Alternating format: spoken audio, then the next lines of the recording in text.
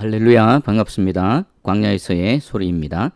자, 오늘부터는 우리 아더 핑크의 구원신앙 이 책을 읽고 함께 은혜를 나누도록 하겠습니다. 아더 핑크는 1886년 영국 노팅햄에서 태어났고 미국으로 건너가 무디 성경학교에서 공부했다. 그는 청년 시절 영생의 길을 찾기 위해 고토하는 가운데에서 하나님을 만나 22세 때 회심하였으며 소명을 확인한 후에는 때와 장소를 가리지 않고 복음을 전하였다. 아더 핑크는 회개와 회심을 강조하는 청교도 스타일로 복음을 제시했기 때문에 부담을 느낀 그 당시 회중들로부터 심한 배척을 받았다. 그리하여 그는 심우할 교회조차 제대로 없었으나 그러한 때에도 핑크는 하나님을 알기 위한 열심과 하나님 말씀 연구의 끈을 놓지 않았다. 그는 성경 연구에 일생을 바치도록 하나님께 보내심을 받았던 말씀의 사람, 성경의 사람이었다. 핑크는 순회 성경 연구 교사로 일했는데 특히 미국 전역과 호주에서 많은 사역을 감당하였다. 아더 핑크는 세상을 떠난 후에야 제대로 평가받게 되었다. 특히 회심과 거듭남의 촉구, 명확한 하나님 절대주권 사상 등을 적용성 있는 성경 해석을 통해 제시한 그의 글들은 그의 사후에 주목받기 시작했다. 첫 번째 챕터입니다. 이 시대의 잘못된 구원관을 경계하라. 이 부분 한번 읽겠습니다. 오늘날 기독교는 어디를 향해 가고 있습니까? 한 가지 분명한 것은 성경이 증거하는 진짜 복음이 급속히 그 자취를 감추고 있다는 사실입니다.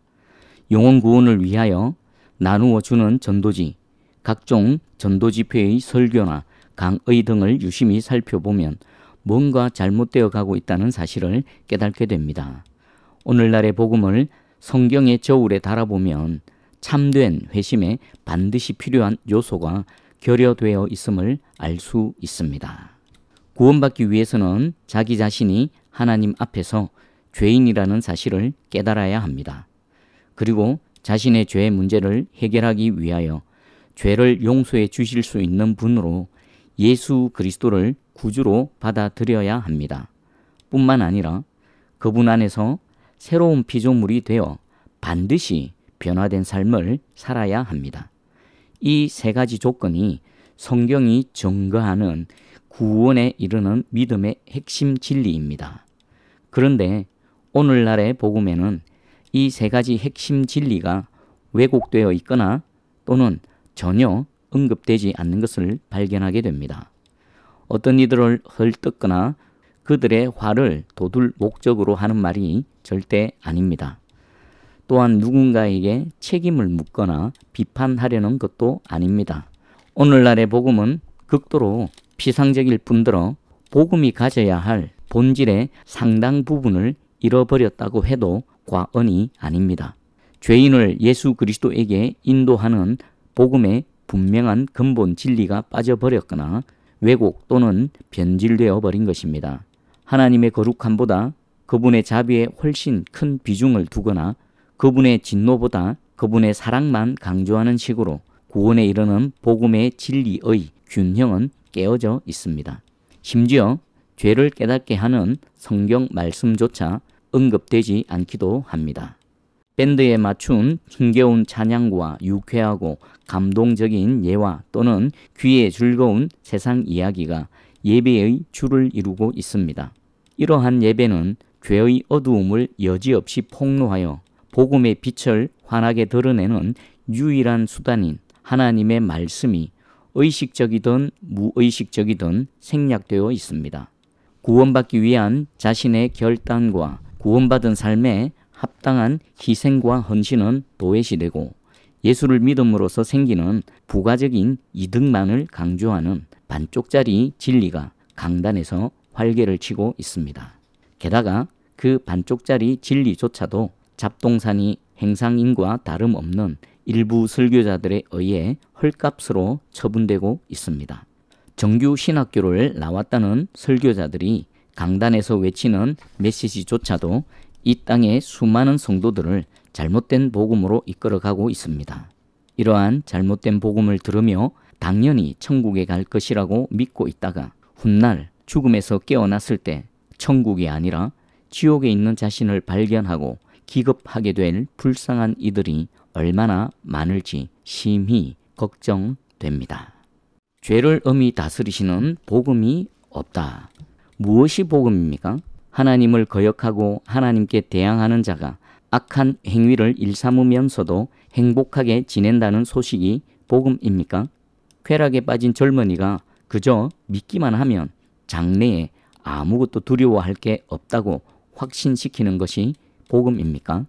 오늘날 복음을 듣고 회심했다고 말하는 사람들의 삶을 들여다보면 이런 것들이 정말 복음인 것 같습니다.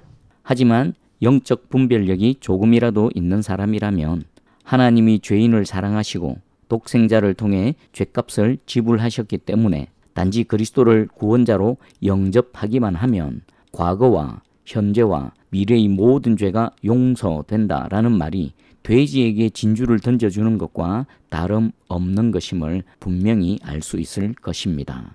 구원에 있어서 성경이 가르치는 중요한 사실은 복음과 율법이 별개가 아니라는 사실입니다. 복음은 그보다 앞서 주어진 하나님의 율법과 분리되지 않습니다. 복음은 하나님께서 자신이 정하신 공의의 원칙을 관대하게 변경하거나 또는 자신의 거룩함의 수준을 낮추셨음을 의미하지 않습니다. 오히려 죄에 대한 하나님의 무한한 증오와 진노, 그리고 그분의 거룩하고 의로운 속성을 분명하게 드러냅니다. 이 땅에는 성경이 말하는 복음 전도자로서의 자격에 미달되는 많은 사역자들이 있습니다. 그들은 자신의 육적인 결정과 영적 교만으로 인하여 신실한 성도들도 선뜻 시작하기를 꺼려하는 목회자의 길에 아무런 꺼리낌 없이 성급하게 뛰어든 사람들입니다. 오늘날에는 이처럼 자격 미달의 목회자들이 양산되고 있습니다. 그리고 성도들은 이런 자격 미달자들에 의하여 세워진 교회에서 잘못되거나 변질된 복음을 듣게 됩니다.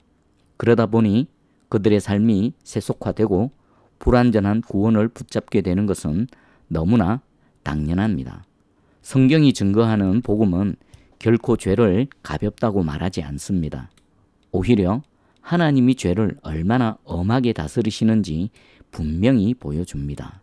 복음은 하나님이 죄에 대한 그분의 공의를 나타내시기 위하여 자신의 사랑하는 아들을 우리에게 보내셨다고 말합니다. 그리고 하나님이 구원하기로 선택한 백성의 죄값을 지불하셨다고 증언합니다. 또한 복음은 율법을 무효화하기는커녕 오히려 예수 그리스도께서 율법의 저주인 죄에 대한 정죄와 심판을 완전히 감당하셨다고 가르칩니다. 갈보리의 십자가는 인류의 전 역사를 통틀어 죄에 대한 하나님의 증오가 가장 무섭고 엄숙하게 드러난 사건입니다. 그런데도 삶 속에서 죄를 사랑하더라도 예수 그리스도를 구원자로 영접하기만 하면 구원을 받는다는 메시지가 복음의 권위를 높이고 하나님을 영화롭게 한다고 생각하십니까? 만일 그렇다면 여러분은 복음을 왜곡하고 자신을 속이며 그리스도를 모욕하고 하나님의 은혜를 방탕한 것으로 바꾸는 것입니다. 이에 대하여 유다서는 다음과 같이 말하고 있습니다. 유다서 1장 4절 말씀입니다. 이는 가만히 들어온 사람 몇이 있음이라. 그들은 옛적부터 이 판결을 받기로 미리 기록된 자니 경건하지 아니하여 우리 하나님의 은혜를 도리어 방탕한 것으로 바꾸고 홀로 하나이신 주제 곧 우리 주 예수 그리스도를 부인하는 자니라. 아멘. 두 번째 소제목입니다. 복음에 대한 진정한 반응이 빠져 있다. 어떤 사람들은 이러한 저의 말이 다소 냉소적이고 너무 단호하다고 생각하며 이렇게 반문할 수도 있습니다. 사도 바울은 어떻게 하면 구원을 받을 수 있냐는 질문에 주 예수를 믿으라. 그리하면 너와 내 집이 구원을 받으리라고 말하지 않았습니까? 오늘날 우리도 죄인들에게 그와 같이 전하는데 무엇이 잘못이란 말입니까? 성경이 가르치는 대로 전하지 않았습니까? 네, 사실입니다. 성경에 그렇게 기록되어 있습니다. 하지만 사도행전 16장 31절은 빌립보 간수, 즉 진정한 회심을 원했던 사람에게 주어진 말씀입니다. 그 말씀의 정황을 제대로 파악하지 못한 채 단편적인 지식만을 앞세운 사람들은 말씀 한 구절을 모든 사람에게 적용해도 문제될 것이 없다고 결론 짓습니다.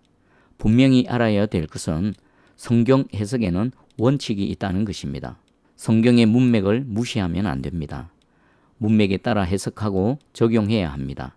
이를 위해 성경을 깊이 묵상하고 상고하고 또 오래 연구해야 합니다. 오늘날 이 땅에 무익하고 값싼 메시지가 판을 치고 있는 이유는 사람들이 바로 이 점을 무시하기 때문입니다. 사도행전 16장 31절을 살펴보십시오. 바울이 어떤 상황에서 누구에게 주 예수를 믿으라고 말했습니까? 7가지로 나눠 생각해 볼 수 있습니다. 이 7가지는 진정으로 복음을 접한 사람의 영적 특성이기도 합니다. 사도행전 16장 26절에서 30절 말씀을 통해 살펴보도록 하겠습니다. 이에 갑자기 큰 지진이 나서 옥터가 움직이고 문이 곧 다 열리며 모든 사람의 매인 것이 다 벗어진지라. 간수가 자다가 깨어 옥문들이 열린 것을 보고 죄수들이 도망한 줄 생각하고 칼을 빼어 자결하려 하거늘 바울이 크게 소리질러 이르되 내 몸을 상하지 말라 우리가 다 여기 있노라 하니 간수가 등불을 달라고 하며 뛰어들어가 무서워 떨며 바울과 실라 앞에 엎드리고 그들을 데리고 나가 이르되 선생들이여 내가 어떻게 하여야 구원을 받으리까 하거늘. 아멘. 첫째, 그는 하나님의 기적을 목격했습니다. 둘째, 그는 기적을 목격하고 자포자기할 정도로 깊은 충격을 받았습니다. 셋째, 그는 자신을 밝혀줄 빛을 원했습니다. 넷째, 그의 자만심이 철저히 깨졌습니다. 다섯째, 그는 하나님 앞에서 온당한 태도를 취했습니다. 여섯째, 그는 하나님의 종들을 공경했습니다. 일곱째, 그는 자신의 영혼에 관심을 기울여 다음과 같이 물었습니다. 바울에게 믿음을 권고받은 빌립보 간수는 경솔하고 부주의하고 무관심한 사람이 아니었습니다. 그가 보여준 태도는 그의 내면에서 이미 하나님의 권능이 역사하고 있음을 보여주는 확실한 증거였습니다.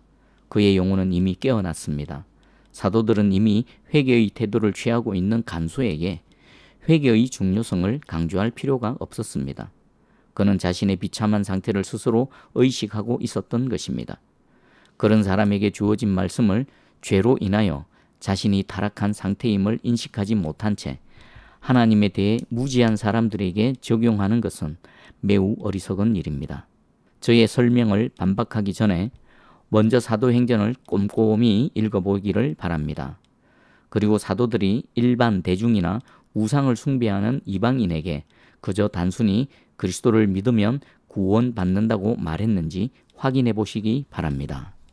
세상은 신약 성경 이전의 구약 성경이 필요했습니다. 유대인들은 그리스도의 사역을 경험하기 전에 그분보다 먼저 와서 회개의 메시지를 전한 세례 요한의 설교에 귀를 기울여야 했습니다. 마찬가지로 오늘날 구원받지 못한 사람들은 복음과 함께 율법을 통해 죄가 무엇이며 또한 어떻게 죄로부터 벗어나는지 분명히 깨달아야 합니다. 로마서 3장 20절 말씀입니다. 그러므로 율법의 행위로 그의 앞에서 의롭다 하심을 얻을 육체가 없나니 율법으로는 죄를 깨달음이니라. 아멘. 삽이나 쟁기로 땅을 갈지 않고 씨앗부터 뿌린다면 그것은 공연히 시간만 낭비하는 행동일 것입니다.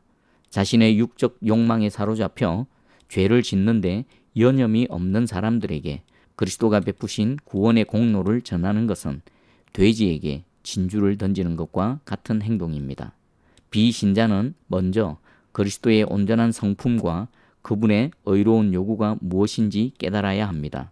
또 그분을 무시하고 제멋대로 살아온 죄가 얼마나 무서운지도 깨달아야 합니다. 오늘날 이 땅의 목회자들이 예수 그리스도가 우리를 죄가 아닌 지옥에 가는 것으로부터만 구원하시는 분이라고 소개한다면 그것은 구원의 본질을 심각하게 왜곡하는 것입니다. 자신의 정욕과 죄에서 구원받기는 원치 않으면서 지옥의 불못만 피하면 된다고 생각하는 사람들이 이토록 많은 이유가 바로 여기에 있습니다. 신약 성경에서 예수 그리스도를 소개하는 첫 마디는 아들을 낳으리니 이름을 예수라 하라. 이는 그가 자기 백성을 그들의 죄에서 구원할 자이심이라 하니라는 말씀입니다. 그리스도는 죄의 심각성을 깨닫고 양심의 무거운 가책을 느끼며 죄 짓는 자신을 혐오하고 죄의 권세에서 놓이기를 간절히 바라는 사람들을 위한 구원자입니다. 그리스도가 죄를 사랑하는 사람을 지옥에서 구원하는 분이시라면 하나님을 대적하는 사람들과 한패가 되어 그들의 사악함을 용납하시는 죄의 사역자라는 뜻밖에 되지 않습니다. 이는 거룩한 그리스도를 모욕하는 무서운 불경죄가 아니고 무엇이겠습니까? 누군가가 나는 그리스도께서 나를 구원하실 때 죄의 심각성을 의식하지 못했고 죄책감에 짓눌려 머리를 깊이 조아리지도 않았습니다 라고 말한다면 저는 지체 없이 그렇다면 당신은 아예 구원받지 못했거나 당신이 생각하는 시점에서 구원이 이루어지지 않았거나 둘 중 하나일 것입니다 라고 대답할 것입니다. 물론 그리스도인은 은혜 가운데 성장하면서 죄의 정체가 하나님께 대한 반역이라는 사실을 깨닫고 더욱 깊이 죄를 슬퍼하거나 미워하게 됩니다. 하지만 성령의 역사를 통해 양심의 가책을 느끼고 하나님 앞에서 죄를 깊이 뉘우친 적 없는 사람이 그리스도에 의해 구원받을 수 있다는 생각은 분명히 잘못된 것입니다. 예수님은 건강한 자에게는 의사가 쓸데없고 병든 자에게라야 쓸데있느니라고 말씀하셨습니다. 오직 병으로 고통을 당하는 사람, 하나님을 욕되게 하는 일과 영혼을 더럽히는 죄악에서 구원받기 원하는 사람만이 영혼의 위대한 의사이신 주님의 구원을 간절히 구할 수 있습니다. 아멘. 오늘은 여기까지 함께 읽도록 하겠습니다. 지금까지 들어주셔서 감사합니다. 샬롬.